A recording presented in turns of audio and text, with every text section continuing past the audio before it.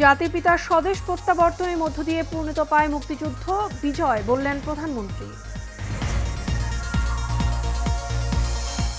বিএনপির গণ অবস্থান কর্মসূচির নামে দুর্ভোগ সহ্য করা হবে না, কঠোর থাকবে পুলিশ, জানালেন স্বরাষ্ট্রমন্ত্রী। এবং কাশিমপুর কারাগার থেকে জামিনে মুক্তি পেলেন বুয়েট শিক্ষার্থী ফারদিন হত্যা মামলায় গ্রেফতার বুশরা।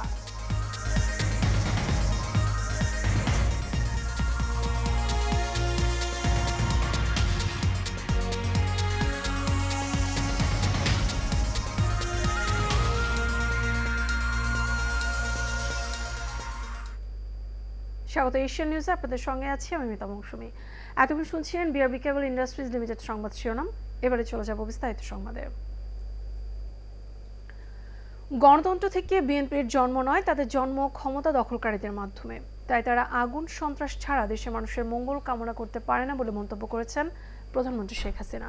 তিনি বলেন, আওয়ামী লীগ ক্ষমতায় আসার পর দেশে মানুষের ভাগ্য পরিবর্তন হয়েছে, তাই জনগণই আওয়ামী লীগকে ভোট দিয়ে ক্ষমতায় রেখেছে বলেও জানান প্রধানমন্ত্রী। বিকেলে বঙ্গবন্ধুর স্বদেশ প্রত্যাবর্তন দিবসে আলোচনা সভায় এসব কথা বলেন তিনি। আরও জানাচ্ছেন বিপুল দেবরায়।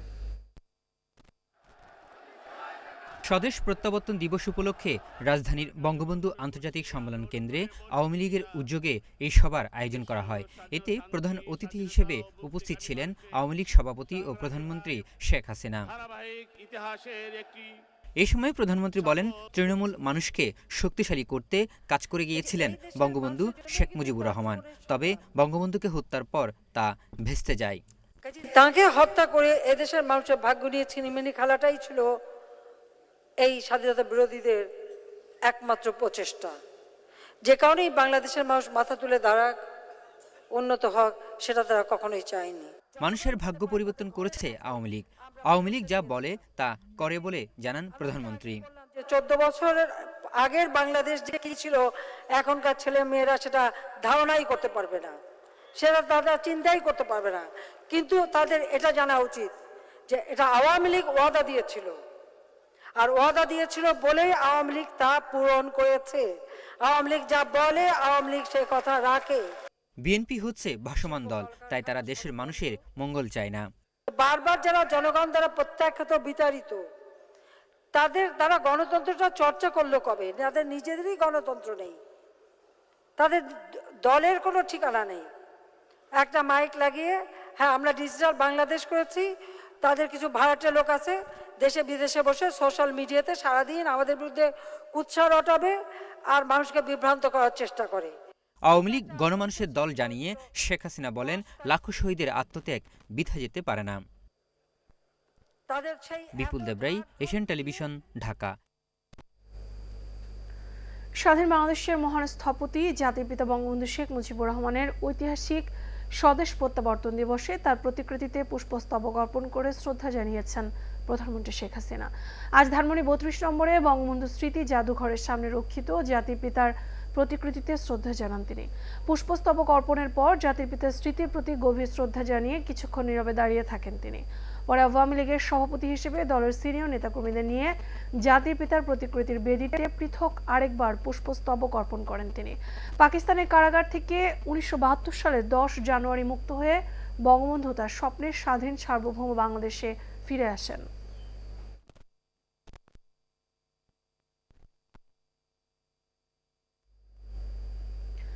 আজকের এই দিনে বিজয়ের পূর্ণতা পেয়েছিল লাল সবুজের বাংলাদেশ। সদ্য জন্ম নেয়া স্বাধীন দেশে পা রেখেছিলেন বাংলার বরপুত্র বঙ্গবন্ধু শেখ মুজিবুর রহমান। তার অনুপস্থিতি নিয়ে বাংলার প্রতিটি ঘরে ঘরে যে অপূর্ণতা সৃষ্টি হয়েছিল তা যেন এক পলকে মুছে যায় বাংলার মাটিতে লৌহ মানবের আগমনে। তাই তো সেই বরপুত্রের স্বদেশ প্রত্যাবর্তনের বন্দনায় কণ্ঠে সুর তোলেন ভারতের কিংবদন্তি কণ্ঠশিল্পী সন্ধ্যা মুখোপাধ্যায়। বিখ্যাত সেই গানে কথামালার সঙ্গে আরো জানাচ্ছেন বিপুল দেবরায়।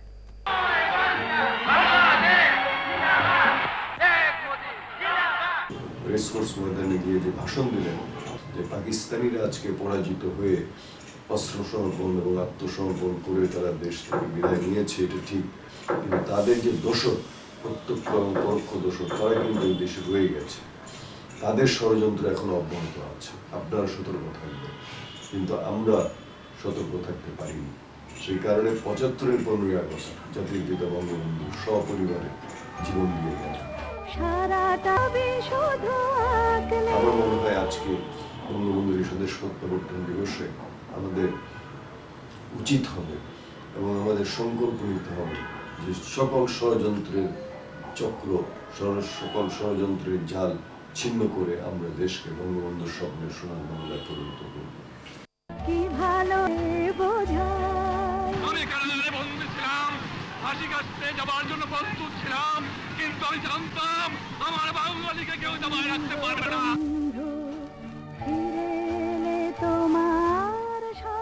বিপুল দেবরাই, এশিয়ান টেলিভিশন, ঢাকা। পূর্ব ঘোষিত গণঅবস্থান কর্মসূচিকে ঘিরে বিএনপি রাজধানীতে জনদুর্ভোগ সৃষ্টি করলে তা সহ্য করা হবে না বলে হুঁশিয়ারি করেছেন স্বরাষ্ট্রমন্ত্রী আসাদুজ্জামান খান কামাল। তবে বিএনপির শান্তিপূর্ণ কর্মসূচিতে বাধা নেই বলেও জানান তিনি। সকালে ডিএমপি সদর দপ্তরে মুজিব কর্নার উদ্বোধন শেষে সাংবাদিকদের প্রশ্নের জবাবে এসব কথা বলেন তিনি। তত্ত্বাবধায়ক সরকারের অধীনে নির্বাচন সহ 10 দফা দাবিতে আগামীকাল দেশব্যাপী গণ অবস্থান কর্মসূচি পালনের ঘোষণা দিয়েছে বিএনপি। এদিন বেলা 11টা থেকে 3টা পর্যন্ত টানা 4 ঘন্টা রাজধানী পল্টনে দলীয় কার্যালয়ের সামনে গণ অবস্থান কর্মসূচি পালন করা হবে। গাজীপুরে কাশিমপুর কারাগার থেকে জামিনে মুক্তি পেলেন বুয়েট শিক্ষার্থী ফারদিন নূর হত্যা মামলায় গ্রেফতার আমাতুল্লাহ বুশরা। দুপুরে মহিলা কারাগার থেকে মুক্তি পেয়ে কারা ফটক ত্যাগ করেন তিনি। তবে সাংবাদিকদের সাথে কথা বলেনি বুশরা। বাংলাদেশ প্রকৌশল বিশ্ববিদ্যালয়ের শিক্ষার্থী ফারদিন নূর পরশ হত্যা মামলায় তার বান্ধবী আমাতুল্লাহ বুশরাকে 2 মাস আগে গ্রেফতার করা হয়। এর আগে গত রোববার ঢাকার 7ম অতিরিক্ত মহানগর দায়রা জজ তেহসিন ইফতারের আদালত তার জামিন মঞ্জুর করে। মামলার সূত্রে জানা যায়, গত 7 নভেম্বর সন্ধ্যে 6টার দিকে নারায়ণগঞ্জের শীতলক্ষা নদী থেকে ফারদিন নূর পরশের মরদেহ উদ্ধার করে নৌ পুলিশ।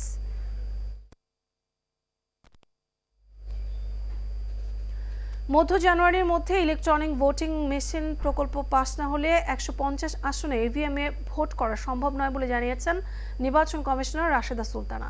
বর্তমানে যে ইভিএমে আছে তা দিয়ে 70 থেকে 75টি আসনে ভোট সম্ভব হবে না বলেও মনে করেন তিনি।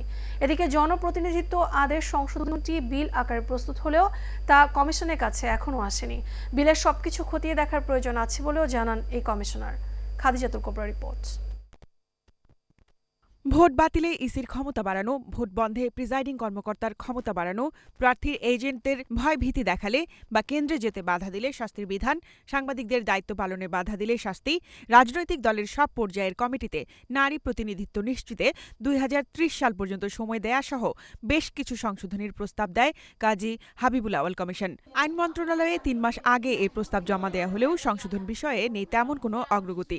নির্বাচন কমিশনার রাশেদা সুলতানা জানান, আরপিও সংশোধন বিল আকারে নিয়ে এসেছে মন্ত্রণালয়। সেটি হাতে পাওয়ার পর এ বিষয়ে আলোচনা করবেন তারা। ওনারা আমাদের কাছে আগে পাঠিয়ে দিবেন যে আমরা তো দেখব যে ওনারা কি দিলেন না দিলেন। আমাদের যদি ওখানে আবার কিছু বলার থাকে, দেখলো ওনারা একটা পরিবর্তন করে দিলেন, সেটা আমাদের মানে নাও থাকতে পারে, সায় নাও থাকতে পারে বা থাকতেও পারে। এই বিষয়টা একটু ক্লিয়ার হয়ে যায়, তারপর ওনারা পাঠাবেন। এইটুকু মেসেজ আমাদের কাছে ওনার দিয়েছে। এদিকে ইলেকট্রনিক ভোটিং মেশিন ক্রয় প্রকল্পেরও কোনো অগ্রগতি নেই। জানুয়ারির মাঝামাঝি এ নিয়ে কোনো সিদ্ধান্ত না পেলে 150 আসনে ইভিএমে ভোট নেয়ার প্রকল্প বাস্তবায়ন কঠিন হয়ে পড়বে বলে মনে করেন এই নির্বাচন কমিশনার। ইভিএম এর প্রকল্প অ্যাকচুয়ালি খুব একটা আগাইছে বলে আমার মনে হচ্ছে না। ওটা নাকি আমাদের এখান থেকে যে মতামত নিয়ে যাওয়ার কথা, ওগুলো নিয়ে প্ল্যানিং কমিশনে যাবে, তারপরে আবার ইয়েতে যাবে। ইভিএম প্রকল্পটা আসলে খুব বেশি আগায় নাই। ইভিএম যদি আমাদেরকে দেওয়া হয় তাহলে তো আমরা সর্বোচ্চ 150 করবো, না দিলে আমাদের যেটা আছে সক্ষমতা তার মধ্যেই করতে হবে। এদিকে দ্বাদশ জাতীয় সংসদ নির্বাচনের রোডম্যাপ ঘোষণার পর অন্তত 70 থেকে 75টি আসনে ইভিএমে ভোট গ্রহণের কথা জানিয়েছিল ইসি। কিন্তু সংরক্ষণের অভাব ও কারিগরি ত্রুটির কারণে বেশ কিছু ইভিএম এরই মধ্যে নষ্ট হয়ে যাওয়ায় তা নিয়েও তৈরি হয়েছে শঙ্কা। খাদিজাতুল কোবরা, এশিয়ান টেলিভিশন, ঢাকা।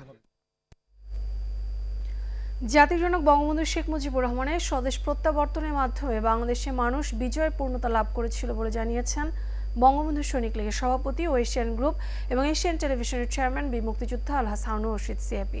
স্বদেশ প্রত্যাবর্তন দিবস উপলক্ষে জাতির পিতার প্রতিকৃতিতে ফুল দিয়ে শ্রদ্ধা জানানোর শেষে এসব কথা বলেন তিনি। মাহে আলম জেমসের ক্যামেরায় কাসু আহমদের রিপোর্টে দেখুন বিস্তারিত। বঙ্গবন্ধুর স্বদেশ প্রত্যাবর্তন দিবস উপলক্ষে ধানমন্ডির 32 নম্বরে জাতির জনক বঙ্গবন্ধু শেখ মুজিবুর রহমানের প্রতিকৃতিতে শ্রদ্ধা জানান বিভিন্ন রাজনৈতিক, সামাজিক, সাংস্কৃতিক এবং পেশাজীবী সংগঠন। এ সময় বঙ্গবন্ধু সৈনিক লীগের সভাপতি ও এশিয়ান গ্রুপ এবং এশিয়ান টেলিভিশনের চেয়ারম্যান বীর মুক্তিযোদ্ধা আলহাজ হারুন রশিদ সিআইপির নেতৃত্বে সংগঠনের নেতারা শ্রদ্ধা জানান। এ সময় বঙ্গবন্ধু সৈনিক লীগের সভাপতি বীর মুক্তিযোদ্ধা আলহাজ হারুন রশিদ সিআইপি বলেন, জাতির জনকের দেশে ফেরার মাধ্যমে শুধু মানুষ নয়, প্রাণ ফিরে পেয়েছিল বাংলাদেশের আকাশ বাতাস। এই নেতা আমাদের, তার নির্দেশে আমরা মুক্তিযোদ্ধা গিয়েছি। সেই মুক্তিযোদ্ধা থেকে আমরা দেশ স্বাধীন হয়েছে।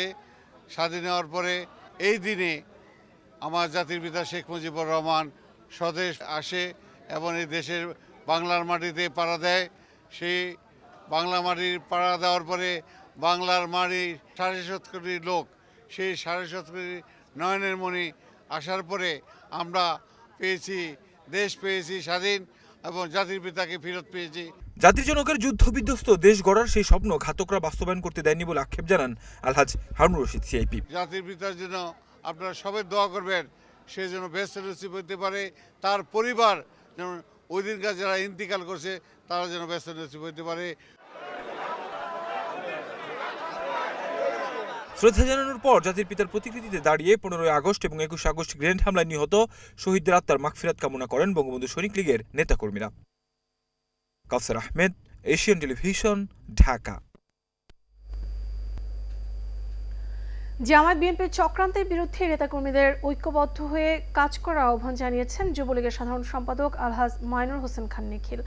সকালে রাজধানী বঙ্গবন্ধু এভিনিউতে ঢাকা মহানগর দক্ষিণ যুবলীগের আয়োজনে 11 জানুয়ারি সমাবেশ সফল করার লক্ষ্যে বর্ধিত সভায় প্রধান অতিথির বক্তব্যে তিনি এসব কথা বলেন। এ সময় তিনি আরও বলেন, একটি মহল সরকারের বিরুদ্ধে দেশবিরোধী চক্রান্ত চালাচ্ছে, তাদের মোকাবেলা করতে যুবলীগের সবাইকে প্রস্তুত থাকার আহ্বানও জানান তিনি।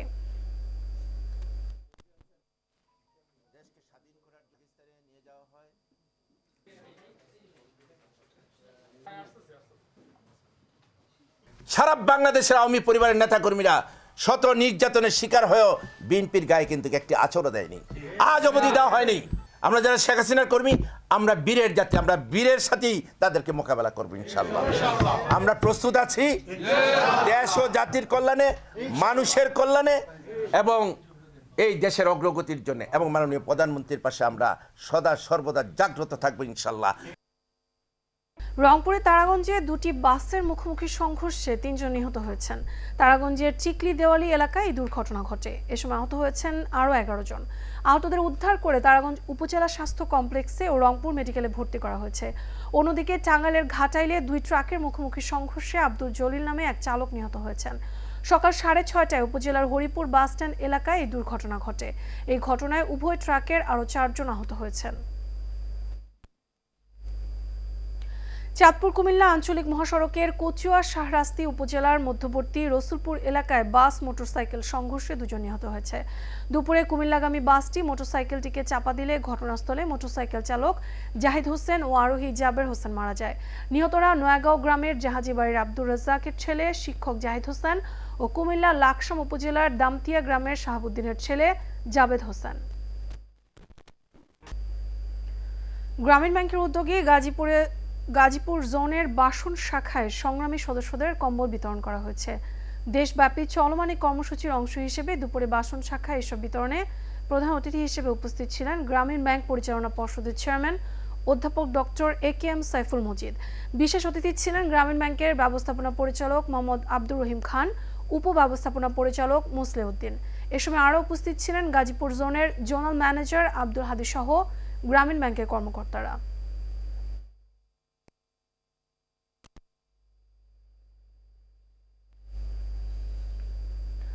পর্দা নামলো বিশ্বের সর্ববৃহৎ প্রযুক্তি মেলা CES এর, যেখানে দর্শনার্থী ব্যবসায়ীদের নজর কেড়েছে ওয়ালটনের AI স্মার্ট পণ্য। যুক্তরাষ্ট্রের লাস ভেগাসে বসেছিল বিশ্বের সর্ববৃহৎ এই প্রযুক্তি মেলা।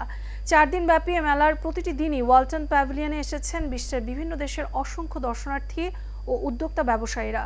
যুক্তরাষ্ট্র, কানাডা, ফ্রান্স ও সংযুক্ত আরব আমিরাত সহ বিভিন্ন দেশের 1.5 শতাধিক প্রতিষ্ঠান ওয়ালটনের তৈরি বিভিন্ন পণ্য আমদানির আগ্রহ দেখিয়েছে বলে জানিয়েছেন ওয়ালটন হাইটেক ইন্ডাস্ট্রিজ PLCর MD ও CEO গোলাম মুর্শেদ। শেষ করব এশিয়ান নিউজ, তার আগে BRB কেবল ইন্ডাস্ট্রিজ লিমিটেড সংবাদ শিরোনামগুলো জানাবো আরও একবার।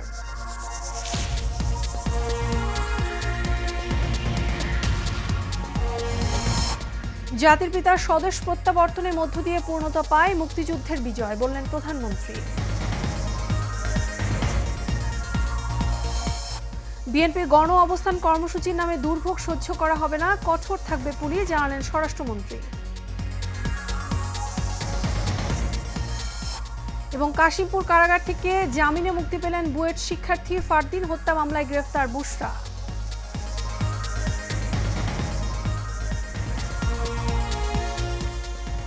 এই ছিল আমাদের এখনকার আয়োজন। আমাদের পরবর্তী সংবাদ দেখার আমন্ত্রণ রইল। এতক্ষণ সাথে থাকার জন্য ধন্যবাদ সবাইকে।